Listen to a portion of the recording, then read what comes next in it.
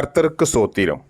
இன்றைய வேத வசனம் வெளிப்படுத்தினது விசேஷம் 21ஆம் அதிகாரம் 24ஆம் வசனம். ரட்சிக்கப்படுகிற ஜனங்கள் அதன் வெளிச்சத்திலே நடப்பார்கள். பூமியின் ராஜாக்கள் தங்கள் மகிமையையும் கனத்தையும் அதற்குள்ளே கொண்டு வருவார்கள். ஆமென். வெளிப்படுத்தினது விசேஷம் 21-24. ரட்சிக்கப்படுகிற ஜனங்கள் அதன் வெளிச்சத்திலே நடப்பார்கள். பூமியின் ராஜாக்கள் தங்கள் மகிமையையும் கனத்தையும் அதற்குள்ளே கொண்டு வருவார்கள். ஆமென். வெளிப்படுத்தின விசேஷம் 21ஆம் அதிகாரம் 24ஆம் வசனம்.